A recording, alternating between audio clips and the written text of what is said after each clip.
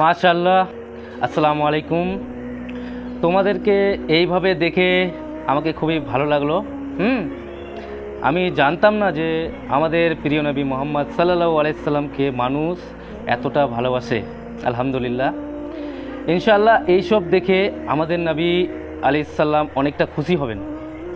কিন্তু এই মিছিলে যতগুলো মানুষ আছে, ঠিক এতগুলো মানুষ যদি আজ মসজিদে ফজরের জামাতে থাকতো, তাহলে হয়তো আমার আল্লাহ ও আমার প্রিয় নবী মোহাম্মদ সাল্লাল্লাহু আলাইহি সাল্লাম সবচাইতে বেশি খুশি হতেন। ঠিক কিনা বলেন? কারণ নবী পাক আলাইহিস সালাম সালাতকে বেশি গুরুত্ব দিয়েছেন এবং ফরজ বলে অ্যানাউন্সও করেছেন। অতঃপর আমরা সবাই এটা মানি না। যদি মানতাম তাহলে মসজিদের জামাতে জায়গা হতো না। সুনানে আবু দাউদ কিতাবে হাদিস নাম্বার 5156, ইয়ালে ইবন উমাইরা রাদিয়াল্লাহু তাআলা আনহু থেকে বর্ণিত, রাসূলুল্লাহ সাল্লাল্লাহু আলাইহি সাল্লাম ইন্তেকালের সময় বারবার শুধু বলতে থাকে, আসসালাত আসসালাত ওয়া মা মালাকাত আইমানুকুম। আসসালাত আসসালাত অর্থ নামাজ, নামাজ, নামাজকে আঁকড়ে ধরো, নামাজ কখনো ছেড়ো না। ওয়া মা মালাকাত আইমানুকুম অর্থাৎ দুর্বল ও অনুগতদের হক আদায় করো এবং আল্লাহকে ভয় করো। এই কথাগুলো যদি আমরা আজ থেকে মেনে চলি, তাহলে আমাদের নবী সাল্লাল্লাহু আলাইহি সাল্লামকে আজকের দিনটিতে নয়, কিয়ামতের আগে পর্যন্ত খুশি করতে পারি।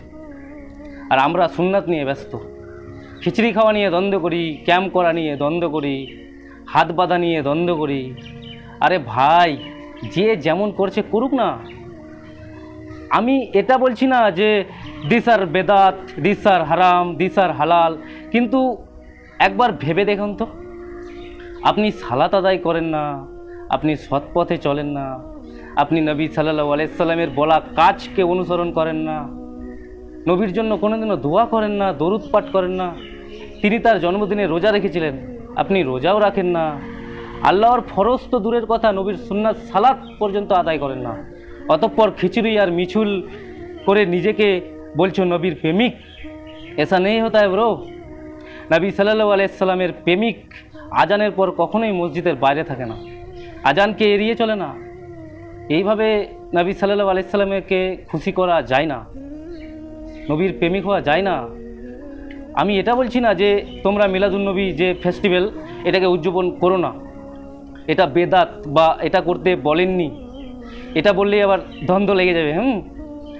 আমি বলতে চাইছি যে তোমার জন্য যেটা ফরজ সেটা করো, নবী আলাইহিস সালাম যেটাকে বেশি গুরুত্ব দিয়েছে সেটা করো, তারপর বাকিগুলো করো। আশা করি তোমরা আমার এই কথাগুলো শুনে আজ থেকেই নবী সাল্লাল্লাহু আলাইহি সাল্লামের জন্য, নিজের জন্য, আল্লাহর সন্তুষ্টির জন্য এই সালাত আদায় করবেন ইনশাআল্লাহ। অবশ্যই কমেন্টে ইনশাআল্লাহ অন্তত লিখে যাবেন। এটাও আশা করি যে নবী সাল্লাল্লাহু আলাইহি সাল্লামের গুরুত্বপূর্ণ বার্তাটি আমি আপনাদের বোঝাতে পেরেছি। কোনো ভুল হয়ে থাকলে ছোট ভাই মনে করে মাফ করে দেবেন। আল্লাহ আমাদের সবাইকে হেদায়েত দান করুক। আল্লাহুম্মা আমিন। জাযাকাল্লাহু খাইরান। আসসালামু আলাইকুম ওয়া রাহমাতুল্লাহি ওয়া বারাকাতুহু।